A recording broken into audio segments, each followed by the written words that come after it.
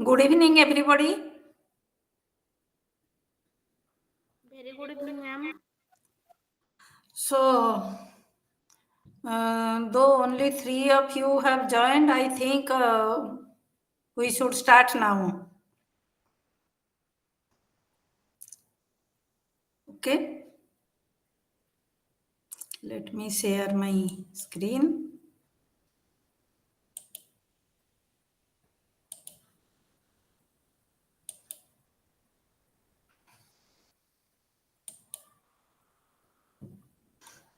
Is the screen visible? Yes, ma'am. Okay. So, today let us discuss about various approaches to counseling. There are different approaches to counseling. For example, psychodynamic approach, humanistic approach, etc. Cognitive approach. And let us start with psychodynamic approach. Psychodynamic approach starts with psychoanalytic approach, Freudian psychoanalytic approach. There is many people, they use the term psychoanalytic and psychodynamic approach interchangeably, but there is difference. The approach which was pioneered by Sigmund Freud is psychoanalytic approach, and psychodynamic approach is psychodynamic approach includes those of Freud as well as other neo-Freudian approaches. So, psychodynamic approach is a broader approach. Let us start with psychoanalytic approach of Sigmund Freud.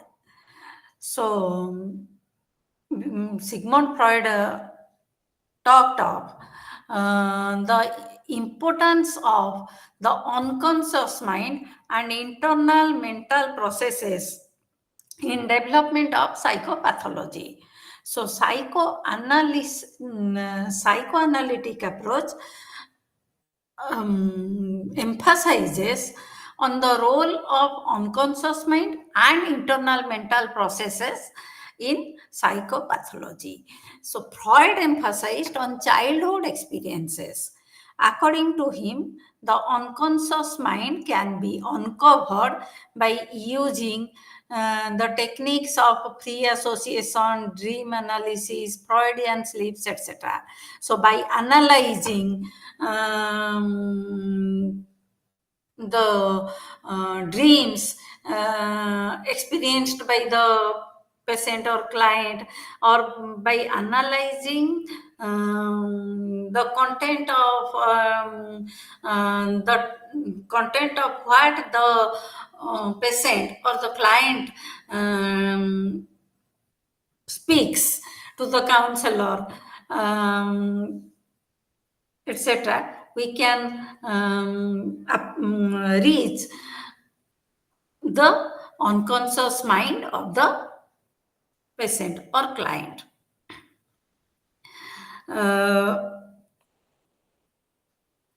So, why it is known as a psychoanalytic approach? Means Freud analyzes the structure of mind, analyzes the workings of mind, etc. That's why it is called psychoanalytic approach. And Freud's approach to counseling or therapeutic approach is known as psychoanalysis. So, to understand psychoanalytic processes, we have to first understand the structure of mind as suggested by Freud. So, Freud suggested the human psyche consists of 3 elements. First, the id, the ego and the superego. You know this. The id consists of biological instincts. Is present at birth. Id is the reservoir of wishes or passions, mostly related to our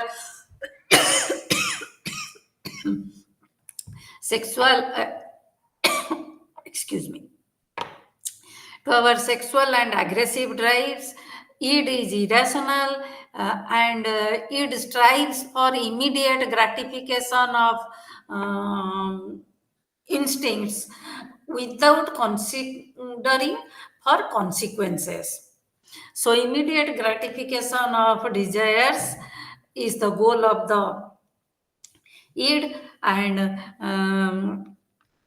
that's why that means the goal of the id is to get immediate pleasure. So it is said that the id operates on pleasure principle.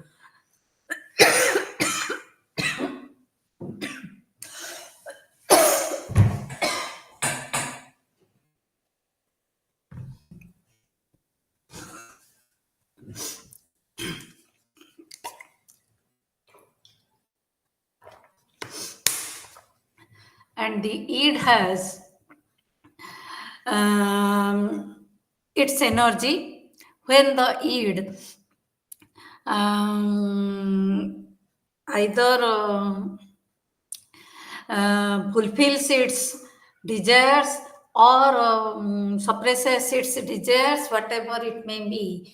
Id spends some amount of energy that is known as libido. So, libido is the mental counterpart of the energy, counterpart of physical energy.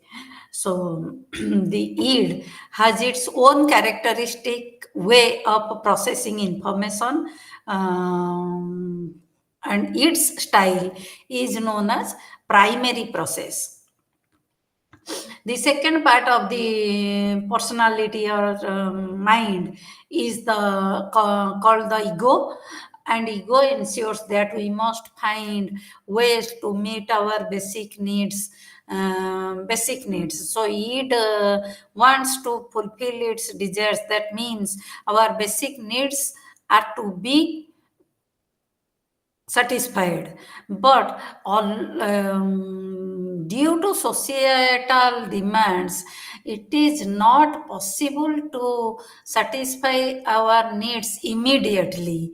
But it wants immediate satisfaction of needs. So ego finds ways to satisfy the id desires, which is in accordance with our with the demands of the reality. So the ego operates according to the reality principle, and ego is logical. So ego characteristic of ego is that it is rational, and the ego uh, the style of ego is secondary process, because the ego satisfies the id needs, biological needs, but in accordance to the demands of the reality. Why the ego acts in line with the reality? Because the third constituent of our mind is the superego. Superego is the storehouse of our moral and ethical standards. It is, they are mostly taught by our parents, teachers, and we have our own cultural standards of morality or ethics. So we, the superego is the contains our moral or ethical standards. Superego also refers to the conscience of the psyche.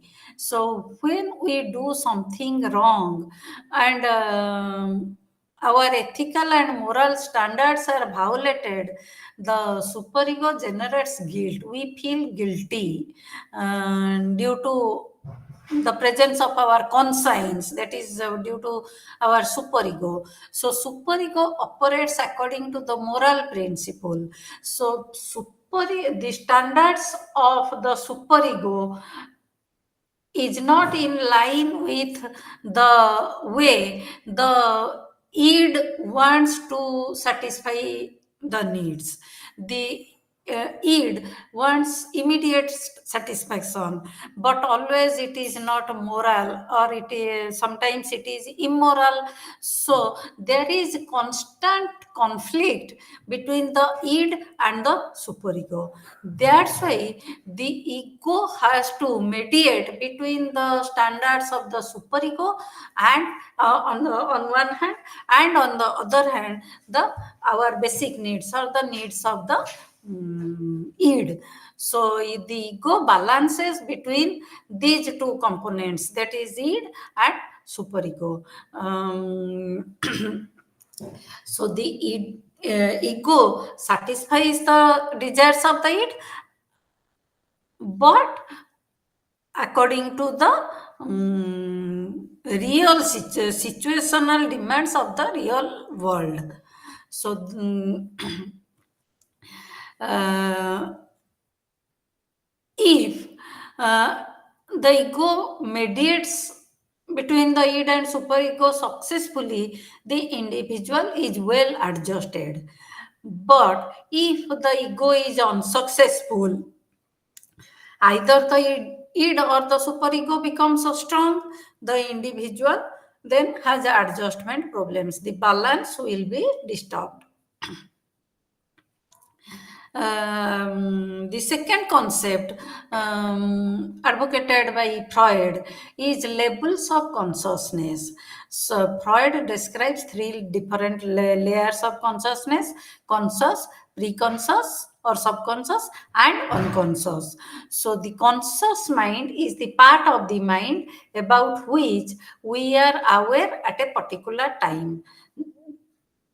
At any given moment,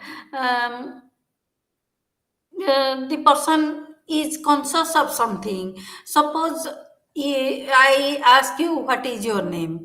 You can immediately say that my name is so and so. So your name is there in your conscious mind. You are well aware of it. Or I may ask you what I am telling or what I am teaching you now. You can immediately answer that you are teaching about teaching Freud's theory, and you are talking about levels of consciousness, because these informations are there in your immediate mind, that is in your conscious mind. um, the second layer below the conscious mind is the pre-conscious. The pre-conscious comprises of thoughts or activities that are easily, or they are not in your immediate conscious mind, but they can be brought easily to the conscious mind. Okay, so suppose I ask you, um, oh, what is the capital of, say, England? You are not thinking about London at this moment, just at this moment. You are listening to my lecture. But so London is not in your conscious mind. But when I ask you what is the capital of England, you can immediately say London. You can bring this information from your preconscious mind to your conscious mind very easily. So the informations which are there in your preconscious mind can be very easily brought to your conscious mind just by an effort to remember. And the largest segment, we can compare the conscious mind with our short-term memory, and the pre-conscious with the long-term memory. The largest segment is the unconscious. Unconscious mainly comprises the id. The id is not easily reachable. Unconscious is not easily reachable. Yet, the memories which have been forgotten, and they are there in our unconscious, they give rise unto important needs and influence, they influence our behavior. Though they are in unconscious and we are not aware of them, we cannot remember them, still they influence our behavior. So the ego and the superego reside at all the three levels of consciousness. Ego is mostly reside in conscious mind, but small part of it are there in our preconscious as well as in unconscious. Superego, small part of superego is conscious, mostly preconscious, but a portion of superego is also unconscious. So ego and superego, they reside at all the three levels of consciousness. Along with the mental structure, level of consciousness describes the Freudian topographical structure of personality. So now we know that the ego and the superego, they are there at all the three levels of consciousness, but the id is totally unconscious. You can understand by looking at this diagram. You see, there is a small portion above the dark blue portion of the picture. The white portion is our conscious mind. Then just below the line, our conscious mind is in the lighter blue segment, and just below the conscious mind is our pre-conscious mind. There is line drawn. White portion is ego, light gray is preconscious or superego, and the dark gray portion is the unconscious mind. And you can see there is a red line. The ego, there is white portion and a small amount of light green and dark green portion, that diagonal line. And this horizontal line, the superego, there is a small portion, white portion. Most part of superego is light dark, and there is also some portion which is dark gray. So now we can know that the ego and superego, they are there in all the three levels of consciousness, but the id is totally unconscious. The portion of the id is totally dark gray. No portion of it is light gray or white. Then Freud also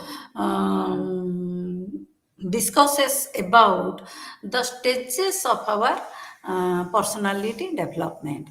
So, according to Freud, personality develops in various stages. Since Freud emphasizes so much on our sexual drives, he suggests that with the developing sexuality, our personality also develops. So, these stages of personality development are known as stages of psychosexual development. So, Freud theorized that during childhood, we pass through a number of psychosexual stages of development, and at each stage of development, a specific area of the body is sensitive to erogenous pleasure, to sensitive to sexual pleasure. I want to make it clear here that Freudian concept of sex is not similar to our to what we understand or we mean sex. Um, we understand that sex is union between a male and a female, but the Freudian concept of sex is very broad. Freud uses the word sex in a very broader context. Um, anything mm, or any sensual pleasure we get is a sexual pleasure, as per Freud. That means when a newborn baby she sucks nipple, she sucks milk, and her biological instinct, hunger drive is satisfied, and she is getting pleasure. That means she is getting sexual pleasure. So, by sucking the breast of the mother, the newborn baby or the infant is getting sexual pleasure, according to Freud. So, there are the 5 stages of development, and at each stage of development, a specific area of the body is sensitive to that sexual pleasure, or which is known as erogenous pleasure, and that part of the body is known as erogenous zone. Over gratification or under gratification of erogenous needs at any particular stage results in fixation. Fixation means a strong impression is left on the individual. And if during any particular stage the needs are either over gratified or under gratified, then this experience, over gratification or under gratification experience, leaves a strong impression on the individual, and this impression is reflected throughout the adult life. Our personality very much is dependent on that experience, and this is known as fixation. So, fixation means a psychological burden, though the child grows and develops in age, her age increases, and she grows or develops physically and intellectually, and socially, development continues. But when she is under stress, her behavior, or she displays a type of behavior which is characteristic of the behavior of the stage to which she is fixated. অর্থাৎ do you understand Odia? Yes, ma'am. অর্থাৎ ଗୋଟାଏ ପିଲା oral ଷ୍ଟେଜରେ ଫିକ୍ସେଟେଡ ହେଇଯାଇଛି, ତାମାନେ ସେ ତାର ବୟସ ବଢିବା ସାଙ୍ଗେ ସାଙ୍ଗେ ସେ ସେଇ ଛୋଟ ପିଲା ହେଇକରି ରହିବନି, ସେ ବଢିବ, ତାର ପାଠଶାଠ ପଢ଼ିବ, ସବୁ ସୋସିଆଲ ରିଲେସନ୍ ରଖିବ, ସବୁ କରିବ। କିନ୍ତୁ ଯେତେବେଳେ ସେ ଷ୍ଟ୍ରେସ୍ରେ ପଡ଼ିବ ବା ତା ମନରେ କିଛି କନଫ୍ଲିକ୍ଟ ଆସିବ, ତାର ବିହେଭିୟରଟା ସେଇ ଓରାଲ ଷ୍ଟେଜର ବିହେଭିୟର ଭଳି ଦେଖେଇବ, ସେ ସେଇ ଟାଇପ୍ର ବିହେଭିୟର ଦେଖେଇବ। ତ oral, let us discuss the stages. First stage is oral stage, that spans from birth to 2 years or 1.5 years, roughly 2 years. During oral stage, the major source of pleasure is the mouth, where the infant sucks, bites through mouth. So the mouth is the erogenous zone. Through this part of the body, through mouth, the child gets pleasure. If fixation at this stage appears, then the adult, orally fixated adult, would show a type of behavior that uses their mouth. That means nail biting, chewing gums or pepper, etc., smoking cigarettes, talking a lot. So all these are characteristic of an orally fixated individual. Since the erogenous zone is mouth, it is known as oral stage. You know, oral is the adjective of mouth. And during this stage, the child is totally id. Second stage is anal stage. So it spans from 2 to 3 years of age. This stage is called anal stage because at this stage toilet training begins. So the erogenous zone is now the anus. The child gets pleasure from either controlling the her bowel movement or the controlling her feces, or by passing out the fecal matter. So the ego, the child can control now, because the child has to be the toilet training has to begin now. The child has to be toilet trained.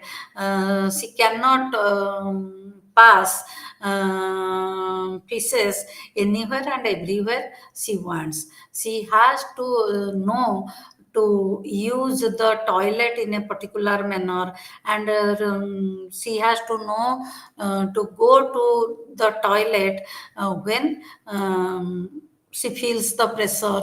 So she learns to control her body. So through this control, the ego develops. So the ego develops during the anal stage. So anally fixated individuals, they are very neat, clean, and strict in following rules and norms, and they are very generous. Either they are very generous or they are very misers. Third stage is phallic stage, and it spans from 3 to 5 years. Phallic stage begins at 3 years and goes up to 5 years or 6 years, 5 or 6 years. And in this stage, the boys have Oedipal complex. Why this is known as phallic stage? That means phallic comes from the Greek word phallos. Phallos means penis, and during this stage, the penis is very important for the child. That's why it is called as phallic stage. And during this stage, the girls come to know the physical difference between them and their boy friends. They come to know that the boy has a penis which they or she doesn't have. So she experiences the penis envy. So she has an inferiority complex or a complex, and she feels herself incomplete without having a penis. But the boy, can boy has the penis, so he considers the penis as very valuable, and now the erogenous zone is the genitalia. So the boy has always fear of losing the penis, and so the due to since the erogenous zone is now the penis, the boy feels a strong sexual attachment with their mothers, but due to the fear of losing the penis, he has a fear that the father may punish him, the father may take away his penis. So the boy tries to make the father happy. How he can make the father happy? By doing whatever the father does, by imitating his father. So the boy imitates the behavior of the father. The boy takes on the values of the father to satisfy him, and just the opposite occurs with the girls. The girls have a sexual attachment or attraction towards their fathers, so there is sexual attraction toward the opposite sex parents during this phallic stage, and the girl tries to make her mother happy by inculcating the values and behaviors of her mother. So the boys suffer from Oedipus complex and the girls suffer from Electra complex. And from this, imitating the value of the same sex parent, superego develops. So now, by the third stage of development, all the three components of the psyche are developed. The fourth stage is latency stage. It spans from 5 or 6 years to 12 years. And during this stage, sex drives are subsided or latent. Latent means it is what is latent? It is not easily visible. So, sex drives are subsided now, and the child is mainly engaged in acquiring social, academic, and professional skills. Then, when the puberty starts at the age of 12 years and onwards, the genital stage begins, continues to be there, and interest in and tendency, the sexual desires which were there during the phallic stage, which were there but in latent form during the latency stage again reappear at this genital stage. So, due to this reappearance of sexual drives, interest in the opposite sex develops, and there is a tendency to impress the opposite sex members. The person is more preoccupied to make a good impression on the members of the opposite sex through one's looks, dress, and conversation, etc.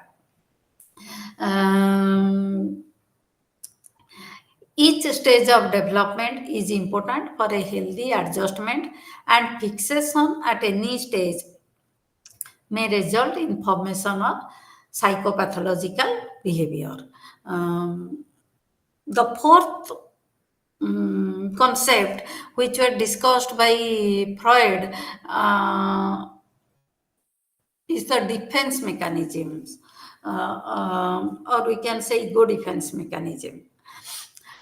But Freud noted that if instincts are not satisfied, tension arises. It is very natural if you are hungry and you do not satisfy your hunger, you will feel tension. You will look here and there to find out food. You will try to satisfy your hunger. So tension arises. A major cause of tension was anxiety. Um, uh, if you cannot reduce your tension, anxiety will be there. So people try to reduce tension. Freud identified three different types of anxiety. First, real anxiety. Second, neurotic anxiety.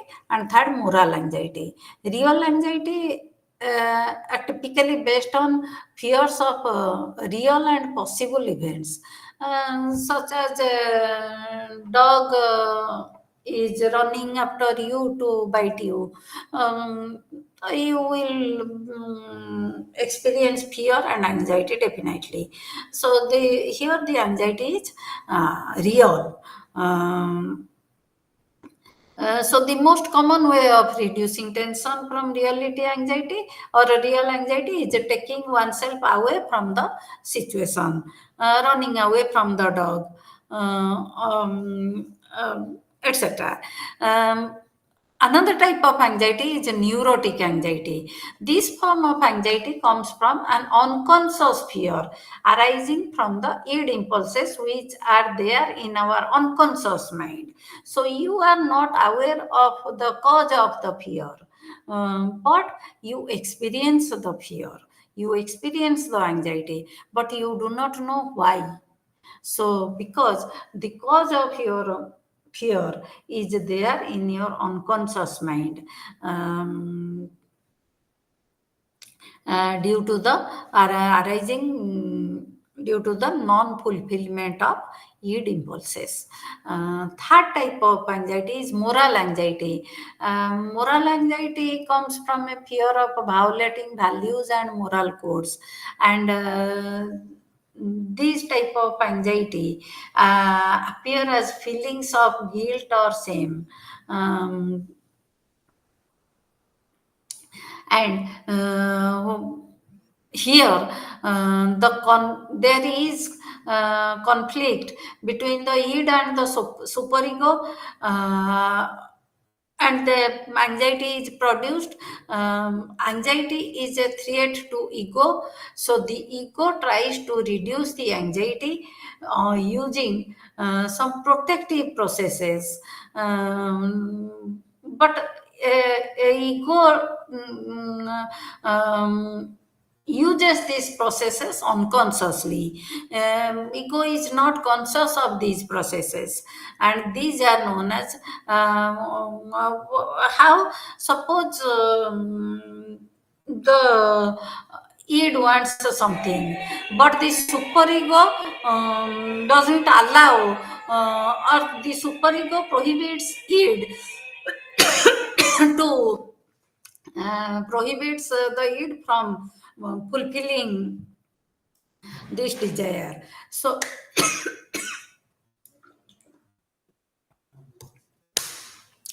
um, um, there is anxiety, so the ego tries to reduce this anxiety. How the ego just changes the reality, um, a, um, a little bit of reality is changed. So by changing the reality, um, now either the id doesn't want this desire to be fulfilled immediately, or it is no more attracted towards that object, or the superego, the fulfillment of this uh, doesn't violate the standards of the superego. So suppose you want to somebody is eating chocolate, and you also are attracted to eat that particular chocolate. So the id, due to the id, you want to immediately eat that chocolate. Id tells you snatch it away from that person, but the superego says no, you cannot snatch it away, you, that is bad. Superego will say.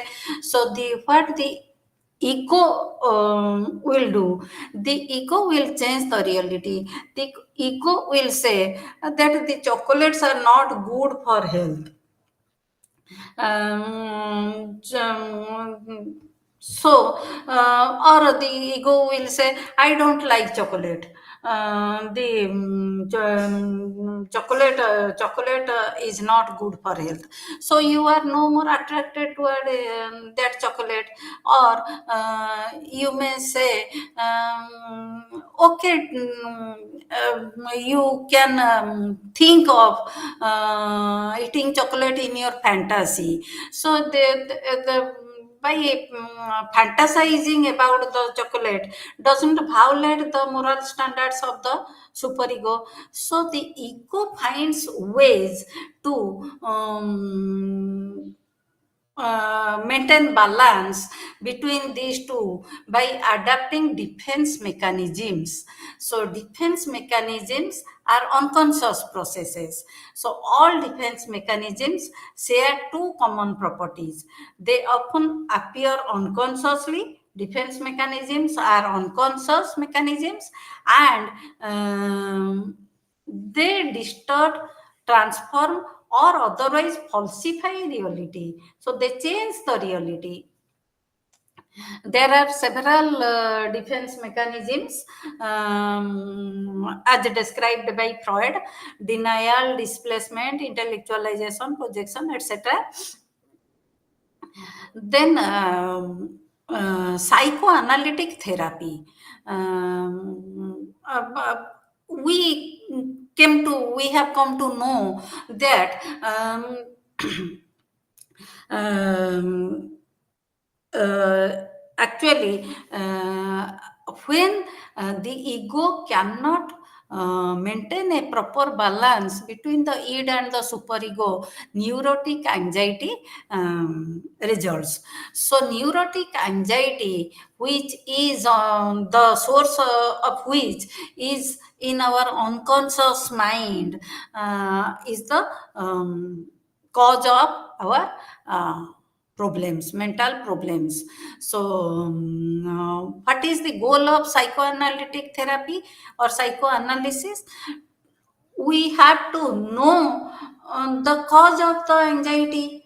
So but the cause is unconscious, so we have to bring this source of anxiety to our knowledge. We have to bring these anxiety causing sources to our conscious mind. From the unconscious mind, they are to be brought to our conscious mind. So the goal of psychoanalysis or psychoanalytic therapy is to know our unconscious mind, or they know the unconscious source of our anxiety. How can we know them? Freud talks of pre-association, dream interpretation, and analysis of slips of tongue, etc. So, where pre-association means the client is allowed to talk to the therapist whatever comes to his or her mind. So when there is no restriction, no censor, there is no censorship, then the anxiety causing material may freely find their way to our conscious mind. Why they have been there in unconscious mind? Because if they come to our conscious mind, they cause anxiety. They produce anxiety. So when they now they are in our conscious mind, we are aware of these things, then we can solve these anxiety provoking situations in a matured manner.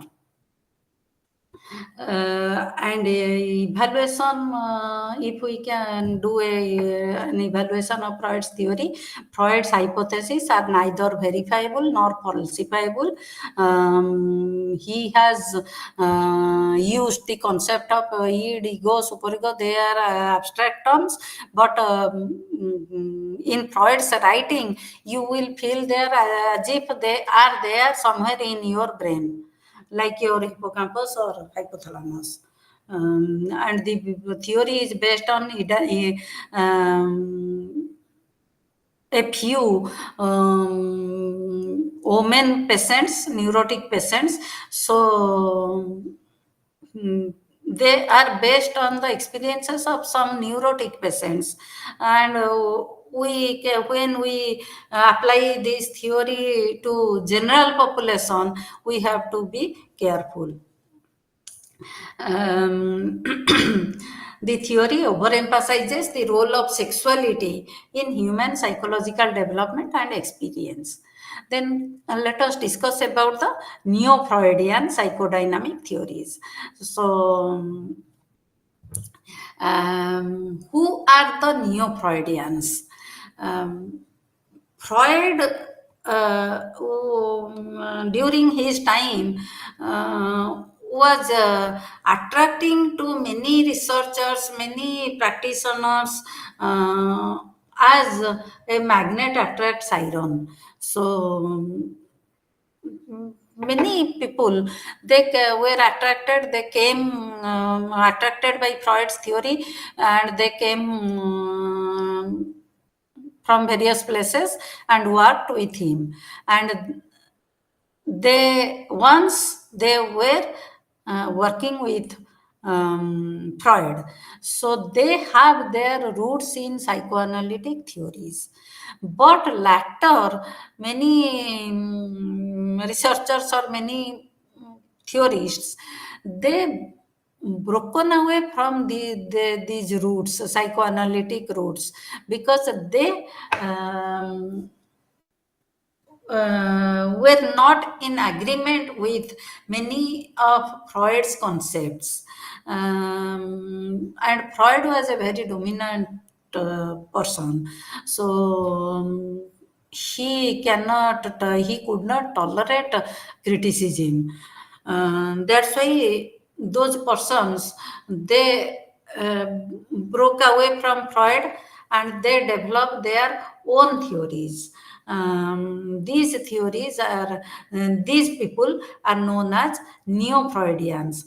and their theories are known as psychodynamic theories. So they agree with some of the they have their root in Freud's theory. They agree with some of the concepts of Freud, but there is a disagreement on several other points. So they develop their own theory, own schools of thought. These are neo Freudians. When then there were a number of neo-Freudians, Carl Jung, Alfred Adler, Karen Horney, Erik Erikson, Sullivan, Eric Fromm, etc. A number of neo-Freudians are there. We cannot discuss all these new Freudian theories here. Let us discuss Carl Jung's theory.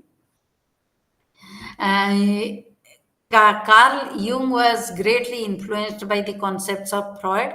However, later on, he disagreed with Freud on Freud's emphasis on sex.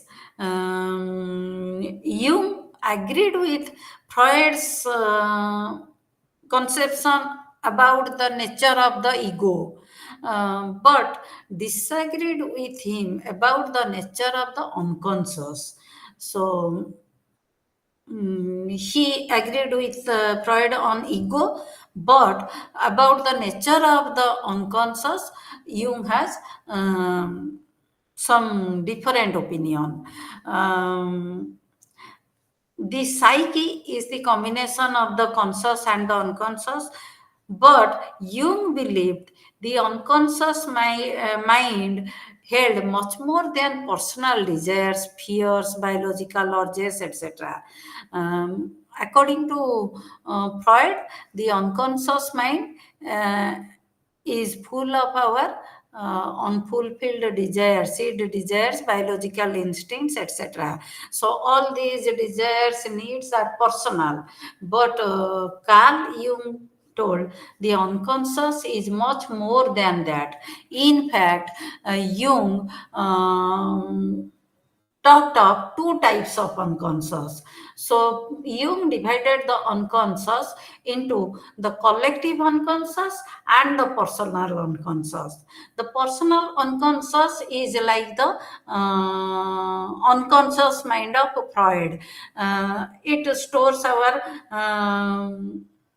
uh, personal needs or desires or memories. But the collective unconscious includes symbols, images, and archetypes common to all people. It includes a kind of species memory, we can say. So, the collective unconscious contains the memories of all the human beings as a species. So, memories of our or human beings of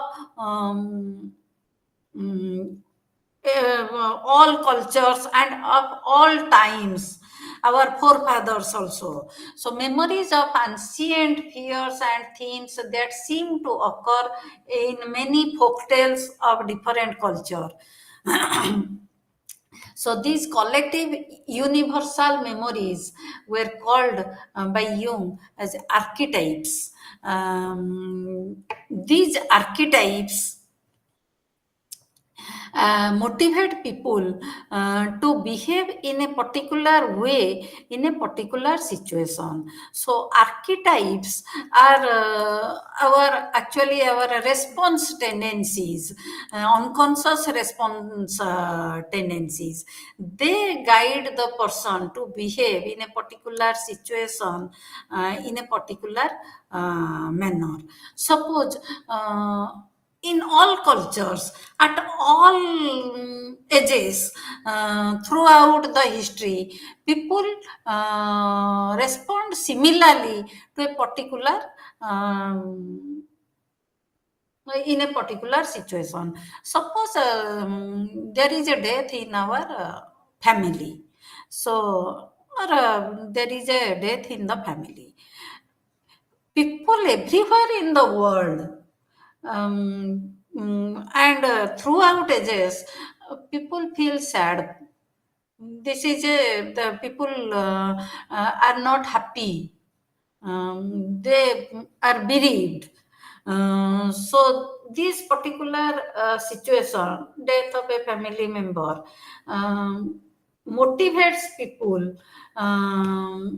to behave uh, in a particular way throughout, in every culture, throughout world, in every culture and at all ages, throughout history. um, could you understand? Hello, am I audible? Yes, ma'am. ବୁଝିପାରୁଛ archetype? ହଁ madam ବୁଝାପଡୁଛି। Okay, thank you. So these archetypes motivate people to behave in a particular way in a particular situation. And Jung described many archetypes, but more well known are the anima or animus, or shadow, self, etc. Personality, according to Jung, has three components: the ego, the personal unconscious, and the collective unconscious. Okay, ego is our conscious mind. Personal unconscious is stores our personal experiences, and collective unconscious stores the experiences of human beings as a species. We can say the personal unconscious as a psychic inheritance. We inherit it from our forefathers. Okay, we inherit their experiences, Jung says, through our collective unconscious. So, ego is the center of the consciousness, and ego maintains the relation with the other contents. Persona, according to you, is the conscious role we assume in presenting ourselves to the world. Shadow is a archetype, and shadow consists of animal instincts that humans inherited in their evolution. The shadow is the negative part of the ego. In many cultures, or in different cultures, the shadow, or in folklores of different cultures, the shadow is described as Saitan, Rakshasa, Asura, ଡାହାଣୀ, ଏଇ ଟାଇପ୍ର ସବୁ which, ତ negative character ହିସାବରେ ଆମର ଫୋକଲୋର ଗୁଡାକରେ shadow has been described. Anima and animus. To Jung, human is bisexual animal. Masculine and feminine characteristics are found in both sexes. So anima is the collection of unconscious feminine qualities in the man. And animus is just opposite. It is the masculine, unconscious masculine characteristics present in a woman. Suppose you are in a situation of selecting your mate. What happens? According to you project, suppose you are a boy, you project your anima, that is your unconscious feminine characteristics, onto the girl you come across. Okay, ଯାହାକୁ ଯୋଉ ଝିଅକୁ ମାନେ ଦେଖିବାକୁ ଇଏ ହଉଛି, ତା ଉପରେ ତମେ ପ୍ରୋଜେକ୍ଟ କରୁଛ ତମର unconscious idea, unconscious character, feminine idea gudako. If your anima matches with that girl, then you are attracted towards her. Okay, Just like animals, just like this, animals is the masculine characteristics in women. Then another archetype is a self. The self comprises the totality of the conscious and unconscious. So the self is considered as midpoint of personality, around which all the other systems are constellated. The self is the archetype of psychical totality or the wholeness.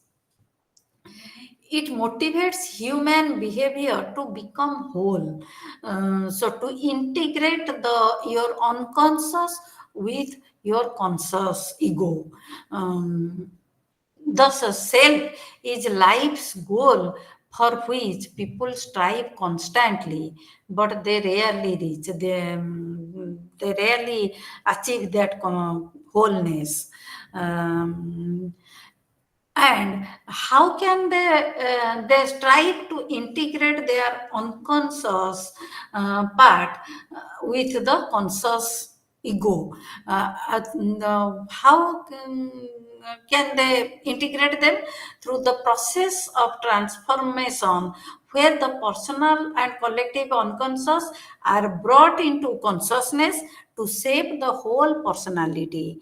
That is the process of individuation. So, individuation is the process of integrating your unconscious mind with the conscious mind. Okay? Jung also talked of complexes. A complex is the constellation of feelings, perceptions, memories, and thoughts that exist in the personal unconscious. Personal unconscious is the storehouse of your personal memory. So a complex is your personal feelings, personal memory about your feelings, perception, etc. And Jung also talked of psychological types. Um, um, Jung described two psychological types, introverted and the extraverted. Introversion and extraversion are the two attitude types or opposite ways of looking at the world and the relationships of the person. Mm, the- so the extraverted people, they will look at external environment, um, and they will always need the presence of other people. But introverted people, they are directed toward their inner self. um, and at the same time, Jung described 8 personality types based on the permutations possible from these two attitudes of introversion and extraversion, and 4 functioning styles. So, uh, according to Jung, there are 4 styles of functioning of the mind. What are they? Thinking, feeling, sensing, and intuiting. So these 4 functioning styles, together with these 2 attitude types, total there are 8 personality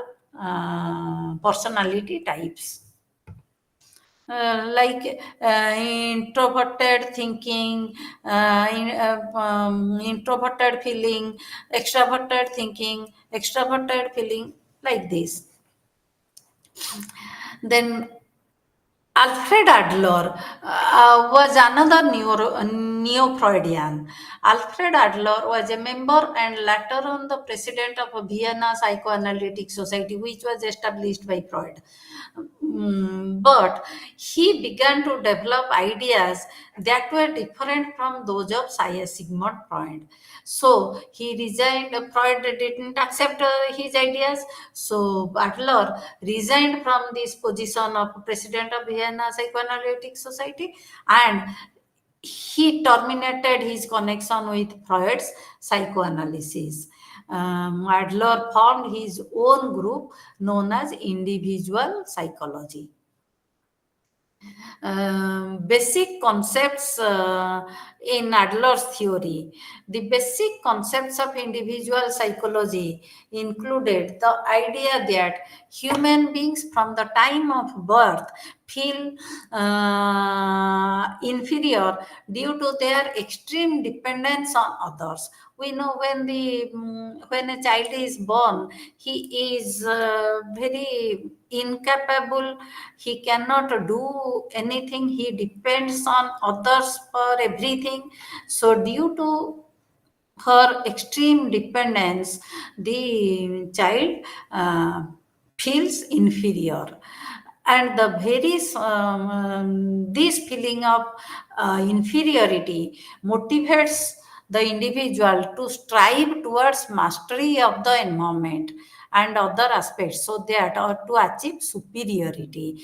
So the child is motivated to master over the environment and to become superior. That means the child tries to overcome on her dependence on others, tries to be superior in comparison to others. Inferiority feelings is a conscious or unconscious recognition of physical or psychological insufficiency. So, according to Adler, inferiority is a feeling of insufficiency, either physical or psychological. Every child experiences a sense of helplessness because of his size and dependence on others. Adler postulated that inferiority feelings keep human beings moving towards full realization of self. There are three sources of this feeling: biological dependency, our image in relation to the universe, and organ inferiority. Suppose a person is missing some organ.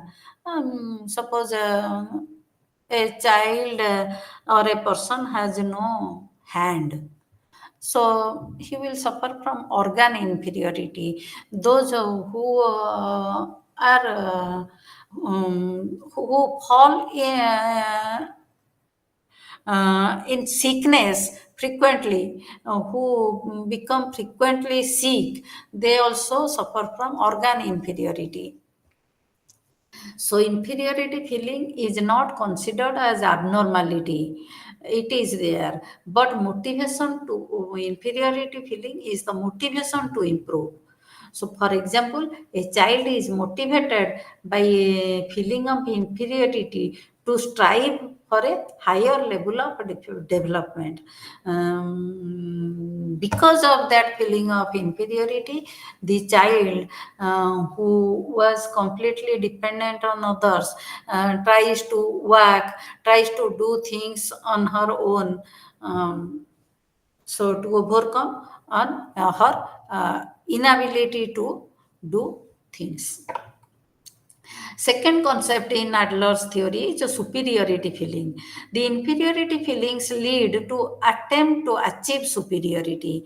That is, he or she wants to be superior to what he is at present. ମୁଁ ଏଇଲେ ଯାହା ଅଛି ତାଠୁ ଅଧିକା ହେବି. For Adler, superiority doesn't mean social distinction, leadership, or a prestigious position in society, but it is striving for perfect completion. From birth to death, the striving for superiority carries the person from one stage of development to the next higher stage. Third concept is social interest. This is also very important in Adler's theory. Social interest is an attitude or outlook towards furthering the welfare of others. We are not selfish people. According to Freud, human beings are selfish. They are just a bundle of biological needs. They are concerned only to satisfy their biological needs. But Adler says, uh, um, we have social interest. Human beings want to further the welfare of others, so they are concerned about social well-being of others. Social interest is behavior reflected in behavior like cooperation, social and interpersonal relation, group membership, empathy, our helping pro-social behavior, etc. And according to Adler, absence of social interest causes mental illness. So, cause of mental illness is absence of social illness. Then style of life. Style of life is the system or principle by which the individual's personality functions. It explains the uniqueness of the person. So every person his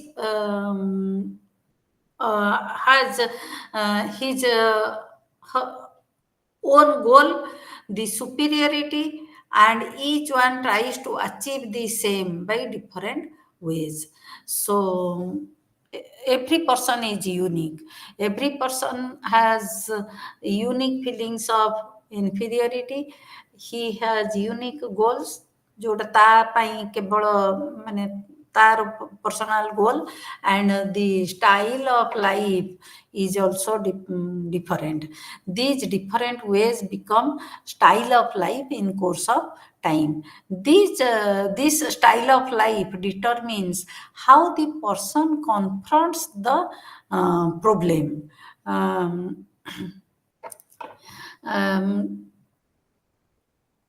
the key factor in the formation of a lifestyle is the child's early interaction within their initial social environment, that is immediate social environment के सब थाए parents, siblings and other family members. So style of life is a product of interaction between the child's early social environment and the child himself. So Adler identified four basic types. So on the basis of the nature of interaction between the child and his or her family members or the persons in his early social environment, there are four styles of life. First one is the socially useful type. Second one is the ruling type. They want to dominate others. Third one is the getting type. Mm, and fourth one is the avoiding type. Then birth order. Birth order is also an important concept in Adler's theory. Adler was of the view that the order in which the person is born makes a difference in shaping his personality because it affects our familial relationships, interactions, and feelings of inferiority. So, birth order ଆମେ ବହୁତ ସମୟରେ ଆମେ ଲେମ୍ୟାନ୍ ମାନେ ବି କହୁ ସେ ଗୋଟିଏ ପିଲା ତ ସେ ବେଶୀ ଟିକେ ସେ ଏମିତି ହେଇଯାଇଛି, ସେ ସଭା ସାନ ତ ପରିବାରରେ ସେଇଥିପାଇଁ ଗୋଟେ ବେଶୀ ଗେହ୍ଲା ହେଇଯାଇଛି। ତେଣୁ ଏଇ ଯୋଉ ଭଳି ସେଇଗୁଡାକ ମାନେ actually Adler says the order in which the person is born and his relationship with the family members, this interaction influences the personality of the person, latter personality of the person. And process of counseling, Adler was of the opinion that individual should be understood with reference to the system he lives in. Okay, so according to him, the goals of counseling are encouraging social interest, because to Adler, absence of social interest causes mental illness. So the goal of the role of the counselor within the Adlerian framework is to encourage social interest and to help the person deal with the feelings of inferiority, to change the faulty motivation. There are faulty lifestyles. Only socially useful type is well adjusted lifestyle, and the other three are faulty lifestyles. If the lifestyles are faulty, then they have to be modified, and that is the goal of counseling, to make the clients aware that they should make contributions to the society. So everybody can be socially useful. And Adler identified some clear phases of counseling. In phase one, there is a relationship between the counselor and the client is established. Phase two involves exploring the individual's dynamics. Third, encouraging self-understanding and insight. Fourth, helping with reorientation. Five, encouragement process. And in sixth phase, change and search for new responsibilities are attempted. Another neo-Freudian is Karen Horney. Horney taught psychoanalysis at Berlin and New York, but she did not agree with Freud's concept of penis envy and Freud's views on inherent difference between males and females. To remind you what Freud told, the females suffer from penis envy because they do not have it, and due to this lack of a penis, they feel themselves incomplete. So they are always incomplete. They feel inferior, and their personality is incomplete. That's why, according to Freud, females cannot achieve things as males. Um, During that 19th century, when Freud's theory was developed, females were not females' achievements were not at par with male members of the society. And they mainly were playing the nurturer role in the family, caretaker. But Horney was a woman. We can say she is among the very few earliest female doctors.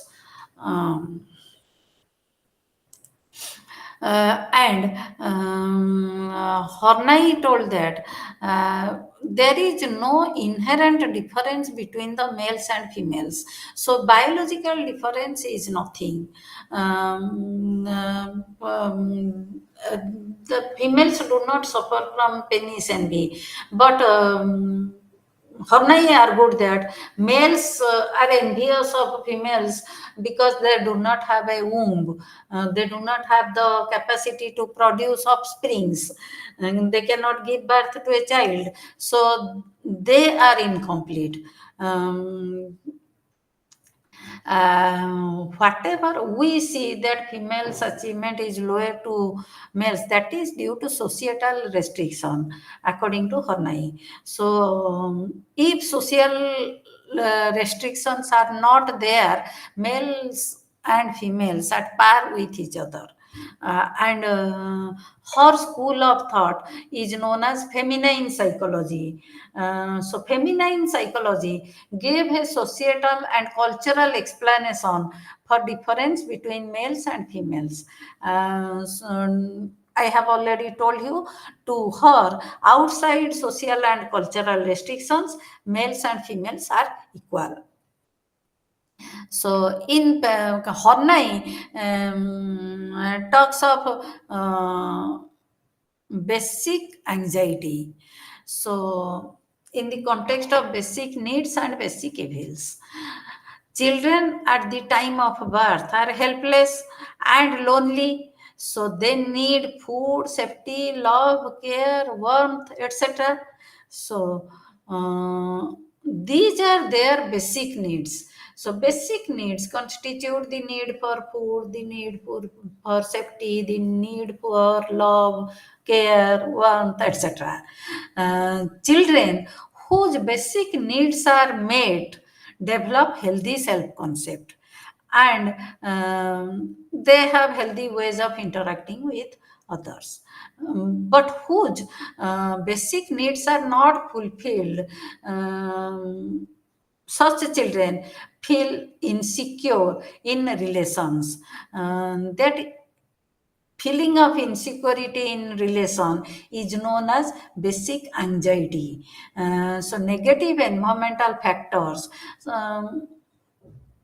provoking insecurity in a child are basic evils. Suppose there is lack of parental love or warmth, parental rejection is there, so the basic need for love is not fulfilled. So the child will feel insecure in her relation with the parent. So these lack of basic needs are called as basic evils. And basic evils are the cause of basic anxiety. Then Horney has described the concept of self. The self is the core of one's being, their potential. And according to her, there are three types of self: real self, ideal self, and despised self. Real self refers to what we are. Our reality is real self. Ideal self is what we think we should be. So, what we should be, that is our ideal self. So, in normal individuals, the idealized self and the real self largely coincide. You can see this picture. In the upper portion of the picture, there are two circles. One is blue and the other one is gray. And there is a great overlapping between these two circles. The blue circle is ideal self and the gray circle is real self. And there is the two circles coincide to a large extent. But so the person is normal, healthy. But at the lower part of the circle, the blue circle and the gray circle, the overlapping among them is less than the upper picture. So, the ideal self and the real self do not overlap, or there is not much overlapping between the two selves. In that case, the person is neurotic. So when there is a gap between, or the gap between the ideal self and the real self is wide, the difference between the two selves is large, then the person suffers from mental health problem. The person is neurotic. And what is despised self results from parental neglect. It is a perception of weakness and inferiority. Um, Horney also talked of interpersonal strategies of defense. These are primarily modes of relating to others, other people.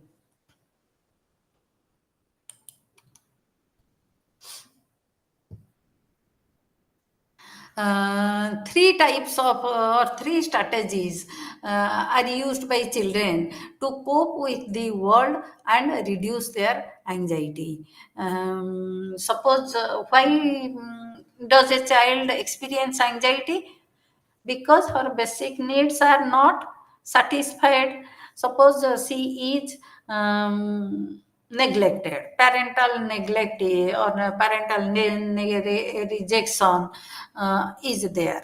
So the child experiences anxiety and she will try to reduce anxiety. And how can she reduce her anxiety? There are, according to Horney, there are three modes of interacting with people. Um, First is moving toward people. That means compliance.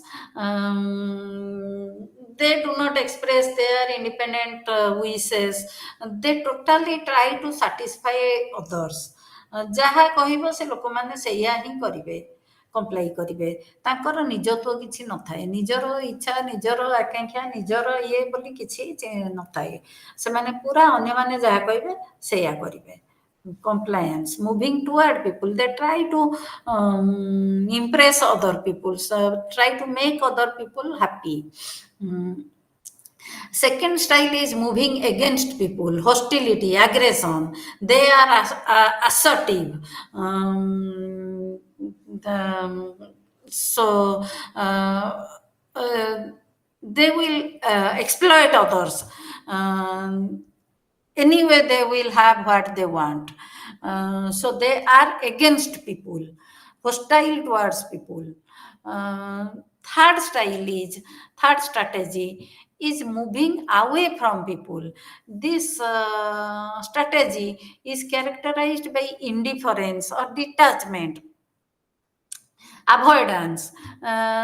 They don't want to mix with others, to interact with others. So no interaction, no anxiety, no rejection, no anxiety.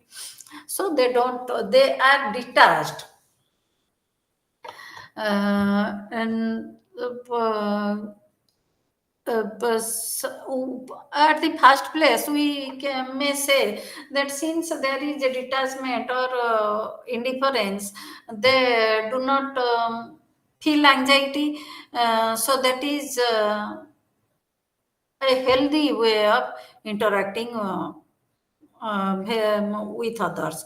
But no, while they may avoid anxiety, they will also are devoid of the positive feelings of relation, positive feelings which are obtained or gained through our relationship with others.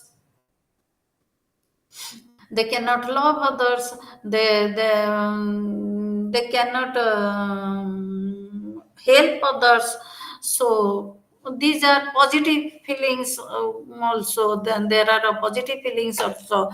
So these persons cannot have these positive feelings. So normal and mature individuals balance the three orientations in their human relations. Normally, those healthy individuals, they wisely use these strategies as and when required by the situation. So, according to the demands of the situation, they can switch over to switch on to another strategy as per the requirement. Flexibly, they can use these strategies flexibly. They do not adhere to a particular type of strategy. But when somebody adheres to a particular type of strategy, adjustment problem or mental health problem is there. Uh, the neurotic needs. Neurosis is a maladaptive and counterproductive way of dealing with relationships. As I told you, these three defenses or strategies are ways of relating to others. So when we adhere to a maladaptive strategy in our relationship, that is neurosis is the result. So neurotic needs are exaggerated or inappropriate striving for using any one of the three strategies. So children who grow up feeling unsafe, unloved, they develop anxiety and adopt maladaptive strategies. Cognitive counseling approach. Oh, the cognitive approach. So we discussed the psychodynamic approaches, including Freud and some neo-Freudian approaches.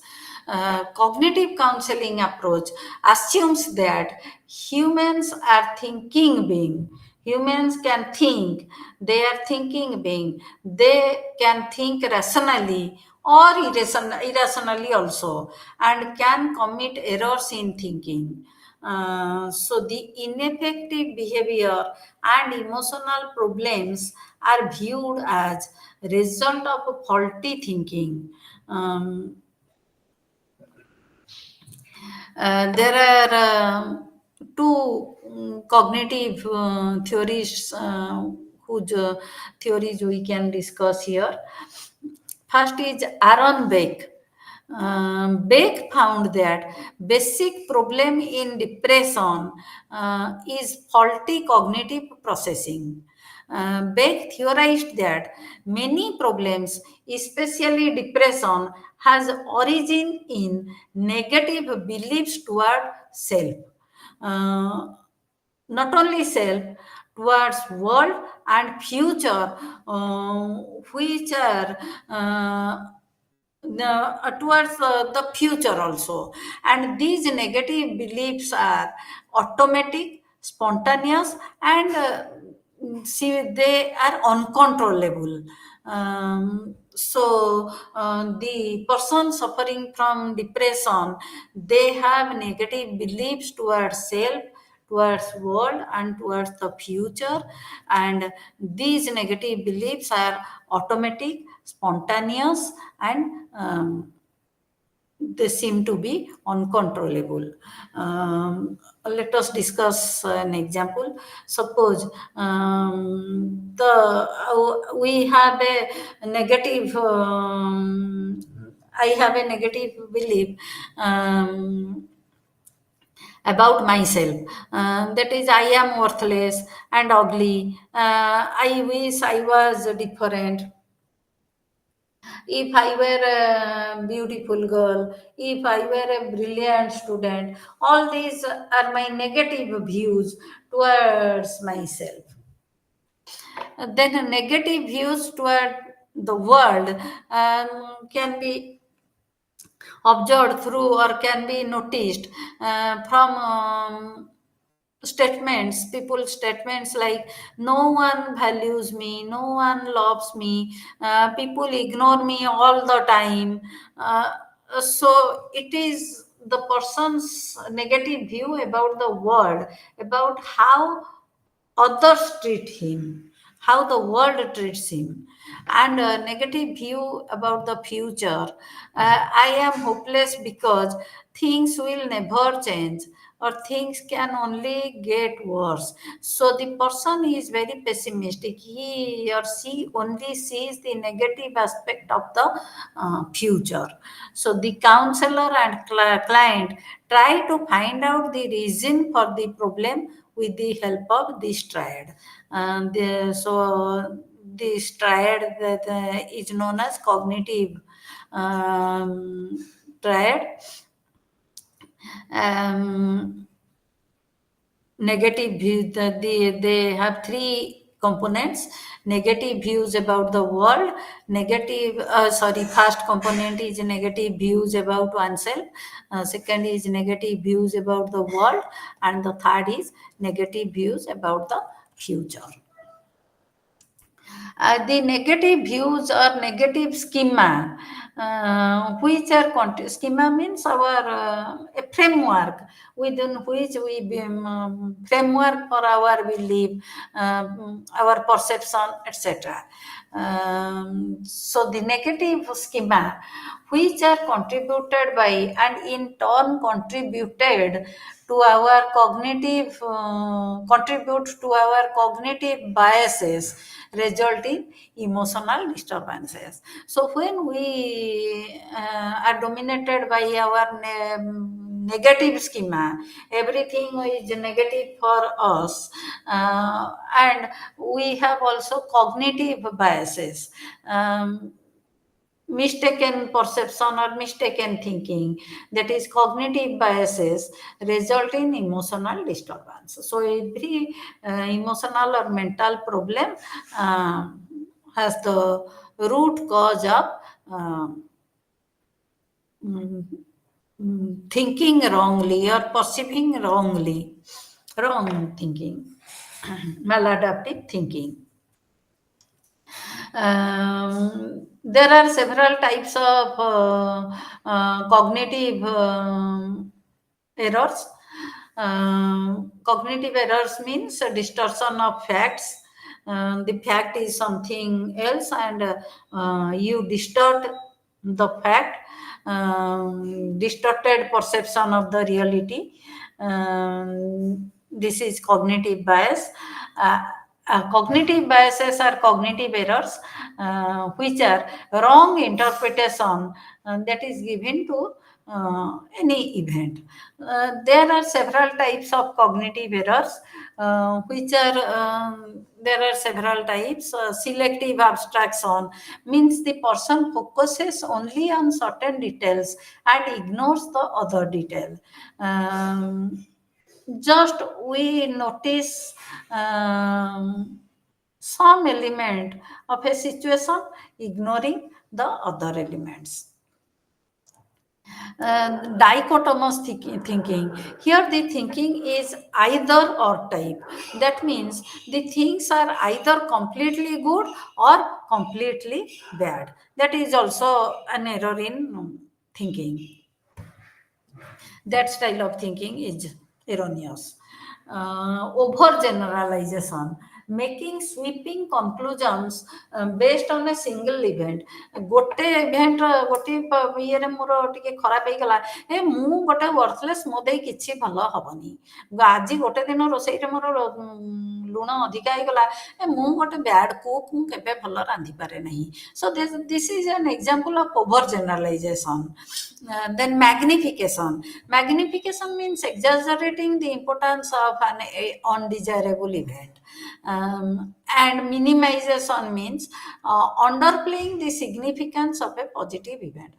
जीवन रे हमर बहुत positive आ negative event होता है magnification माने जहाँ negative event जदि गोटे हो गला ताकू गोटे बहुत बड़ बोली भाबिबा एंड आम जीवन में बहुत किसी पॉजिटिव भी अच्छी सेगुड़ाकर जमती किसी रोल नहीं आम ताकू मिनिमाइज तार इम्पोर्टेंस को मिनिमाइज कर दो so another cognitive distortion is arbitrary inference, drawing conclusions from insufficient or no evidence. किसी evidence नथिबो गोटे inference draw कर देबी arbitrarily, and personalization, attributing negative feelings of others to oneself. तुम मन कहीं दुख होइछे मु तुमर क्लास नेली बोली तुम मन दुख होला मु पढ़ई पारलिनी भलरे बोली तुम मन दुखरे बसिछ तेणु दुनिया रे जहाँ किसी खराब होची सब मो जोगुरु so attributing negative feelings of others to oneself. So these are some sources of cognitive or types of cognitive errors. Counseling aims at, according to Beck, counseling aims at cognitive restructuring.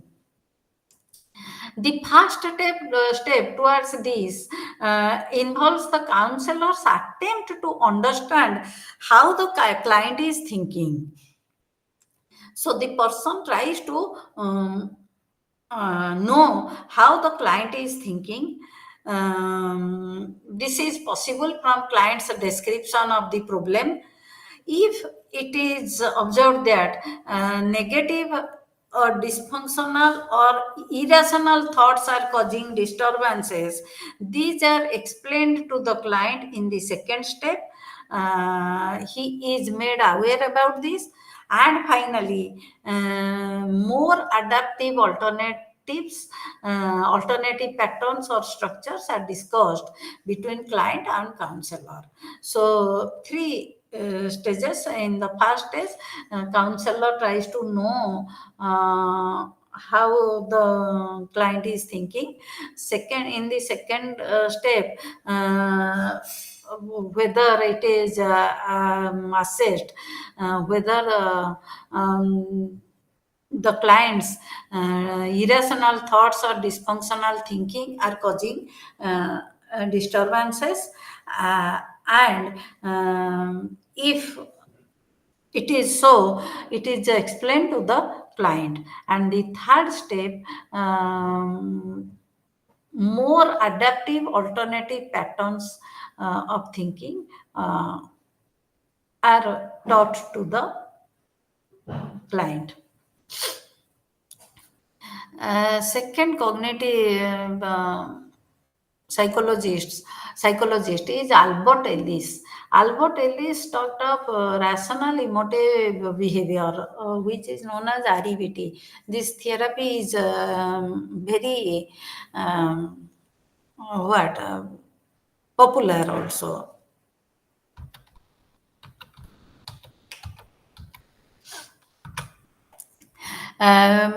Men are disturbed, according to Albert Ellis, men or human beings are disturbed not by things but by their own view of things. So, suppose some event occurs, some people will get disturbed, and Ellis would say that these people are not disturbed by the event itself, but they are disturbed because of their interpretation of the event or their views of the event. So Ellis views that when after any event negative emotional consequences are experienced, then person think that it is the consequence of that event, but in fact these consequences are of his beliefs. Suppose some negative any event, suppose मोर परीक्षा रे मु fail हे गली, okay गोटे किछि गोटे घटिला, सो that is, Ellis says A means activating event.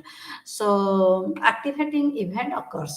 ମୁଁ ପରୀକ୍ଷାରେ fail ହେଇଗଲି, ପରୀକ୍ଷାରେ ଫେଲ୍ ହେଇଗଲାରୁ ମୋର ମନ ଖରାପ ହେଲା, ମୋର ଗୋଟେ ନେଗେଟିଭ୍ ଇମୋସନାଲ୍ କନସିକ୍ୱେନ୍ସ ହେଲା, ଦ୍ୟାଟ୍ ଇଜ୍ ସି। ସୋ ଆମେ କ'ଣ ଭାବୁଛୁ, A leads to C. Okay, so C is because of A. I am suffering from depression because of the event, ମୋର ପରୀକ୍ଷାରେ ଫେଲ୍ ହେଇଗଲି ବୋଲି ମୋ ମନଟା ଦୁଃଖ। କିନ୍ତୁ ଏଲିସ୍ କହୁଛନ୍ତି negative emotional consequences are experienced not due to the event itself, but due to our belief or our interpretation of that event. ଆମେ ସେ ଘଟଣାଟାକୁ କ'ଣ ବୋଲି ଭାବୁଛୁ, ଆମେ ତାକୁ କେମିତି ଇଣ୍ଟରପ୍ରିଟ୍ କରୁଛୁ, ତା ଉପରେ ଆମେ ଡିପେଣ୍ଡ କରି ଆମର ଇମୋସନାଲ୍ କନସିକ୍ୱେନ୍ସ ହେଉଛି।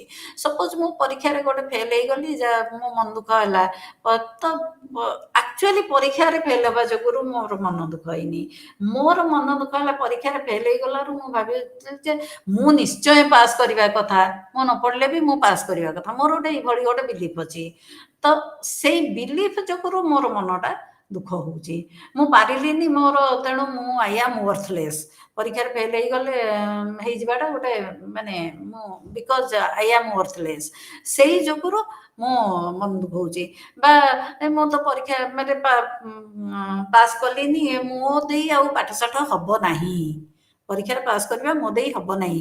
ତେଣୁ ସେଇ ଯେଉଁ ଘଟଣାକୁ ମୁଁ ଯେମିତି ଭାବରେ ଇଣ୍ଟରପ୍ରିଟ୍ କରୁଛି, ଯେମିତି ଭାବରେ ଭ୍ୟୁ କରୁଛି, that is the cause of my emotional consequence. So Ellis talked of a ABC model. ABC model means an activating event is there.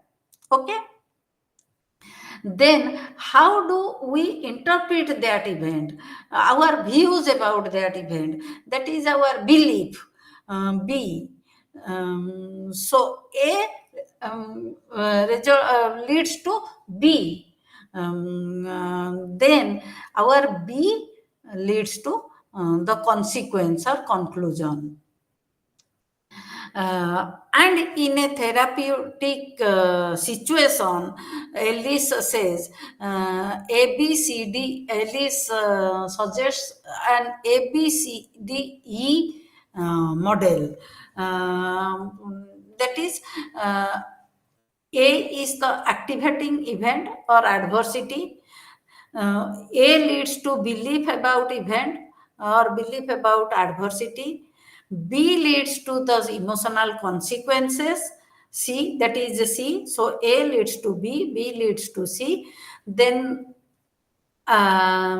counselor କାମ କ'ଣ ହେଲା, in response to C, B and C, the counselor goes for D or disputation to challenge irrational beliefs. So B is actually ଆମର ଏଠି ଯେଉଁ ଅଛି belief, that is irrational, and the counselor, during the counseling process, the counselor disputes it, disagrees with it, disputes it. So the counselor challenges this belief, and then effective new beliefs replace these irrational ones, that is E. So more effective beliefs replace those irrational beliefs. So A, B, C, D, E model of counseling as proposed by K. Albert Ellis. Another school of thought is humanistic approach. Humanistic psychologists, they assume that behavior must be understood in terms of subjective experience of the individual. According to the humanistic approach, human beings, they are positive, they are able, they have the capacity to change, so they are not a bundle of biological instincts, they are not totally governed by their what their id desires, they can change themselves. So this view emphasizes on the person's conscious experiences more than unconscious experience. Every individual has potential to grow fully. And every individual has the capacity to grow. A humanistic view puts emphasis on the positive aspects of life. People have free choices, people have the capacity and desire for personal growth and experiences. And according to this approach, abnormality results from refusal to accept personal responsibility for one's actions and thoughts. People are responsible according to humanistic approach. Human beings are responsible persons, responsible beings. They are responsible for their own action, so they have the capacity to change. If you do not accept your responsibility, then you will suffer from problem. So, unlike Freud, Rogers claimed that we have a remarkable capacity for self healing and personal growth, leading towards self actualization. Rogers also placed emphasis on person's current perception, how we live in here and now. So, in Rogers' theory, the self occupies a very central position. So the key notion in Rogers' theory is a self-concept. Self-concept is formed as a result of interaction with the environment, so differentiating I from the rest of the world. It is an individual's set of beliefs, knowledge, and feelings about oneself. So, our self-concept is what we believe, what we know, or what we feel about ourselves. It is derived from direct experience, our direct experience, or from what other people tell us. ଯଦି ମୋତେ ଅନ୍ୟମାନେ କହୁଛନ୍ତି ତମେ ଗୋଟେ ବହୁତ ଭଲ student କହୁଛନ୍ତି, ପରୀକ୍ଷାରେ ବଢ଼ିଆ କରୁଛ, ଭଲ କରୁଛ, so my self concept will be formed accordingly. On the other hand, ଯଦି ଅନ୍ୟମାନେ କହୁଛନ୍ତି ଏଇଟା ଗୋଟେ ବେକାରିଆ, ଏଇଟା ଗୋଟେ ବେକାରିଆ, କିଛି ହବନି, ତେଣୁ ମୋର ସେଲ୍ଫ କନସେପ୍ଟଟା ଗୋଟେ ଲୋଏଡ୍ ସେଲ୍ଫ କନସେପ୍ଟ ହବ. So only the part of the self that is accessible to consciousness constitute self concept. So people strive to achieve self actualization. Self concept consist of real self and ideal self. The real self is the individual's perception of his actual characteristics, traits, and abilities. One's perception of what he or she actually is. And the ideal self is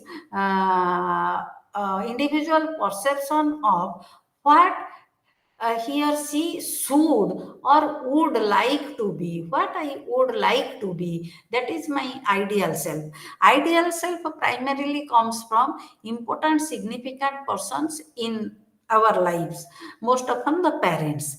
When the real self and ideal self are similar to each other, this is much like Horney's concept. Now when they are similar to each other, people feel competent, and a mismatch between the two can result in anxiety and neurotic behavior. When the real self and ideal self overlap, congruence is achieved, and congruence is a lack of conflict between perceived self and their experiences and behavior.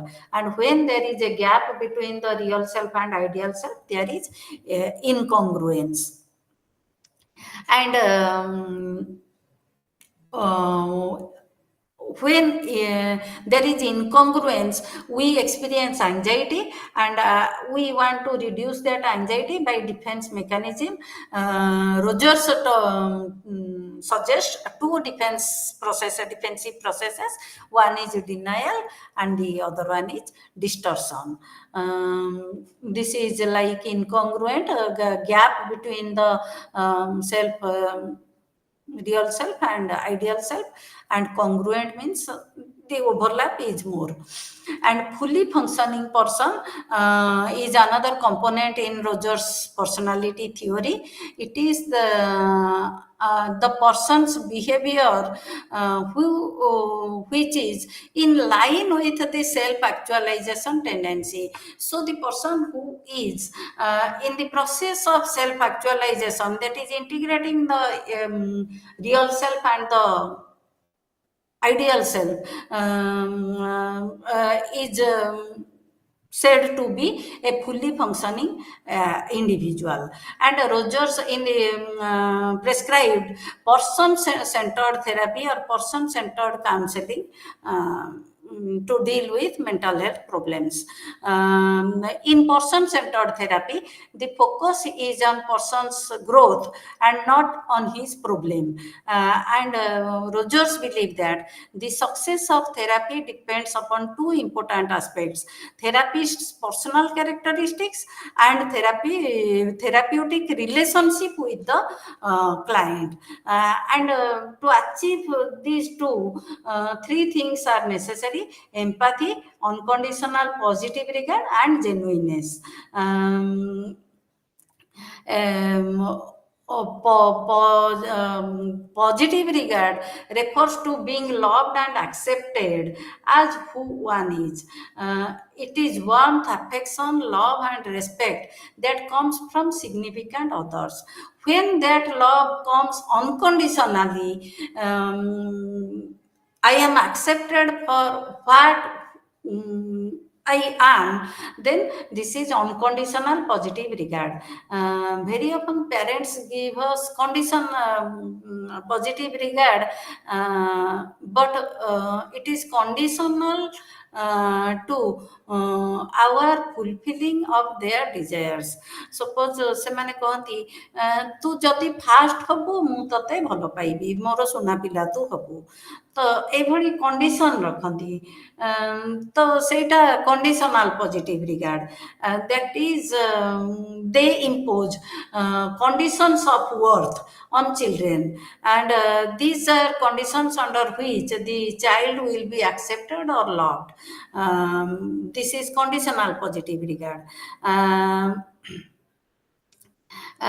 That means conditional positive regard is love, affection, warmth that depend on doing what those significant others in our lives, our family members or parents want. That is conditional positive regard. Such conditions of words may lead to introjection of values of others rather than of the self, leading to a discrepancy between self-concept and experience. So, ideal self is I should be a doctor, but our reality is real ଇଏ ହେଉଛି ମୋର ମୁଁ entrance pass କରିପାରୁନି, ମୁଁ ଏତେ ପାରୁନାହିଁ, doctor ହେଇପାରୁନି, self concept. So I don't have the ability to get through in the entrance test and get a seat in the medical college. So there is a gap between our self image and ideal self. So conditions of worth or conditional positive regard results in a gap between the real self and ideal self. So positive self-regard follows automatically if one receives unconditional positive regard, unconditional acceptance, then positive self-regard will follow, and this will make the person or client responsible for his or her own behavior. So disapprove Roger suggests disapprove the child's negative behavior rather than the child herself. So three things are necessary. Empathy is putting yourself to another person's shoes. That means feeling the feelings of others. That is empathy. From experiencing the feeling the problem from client's point of view, that is empathy. And genuineness means honest, when there is congruence, the counselor is genuine, honest, then therapy will be successful. So success of therapy depends on these three things according to Rogers. So any doubt? Any doubt? Any doubt? No, ma'am. Okay. I think we should stop here, and we'll Okay. discuss more tomorrow. Okay. Good night. We will meet on tomorrow. Okay, ma'am. Good night.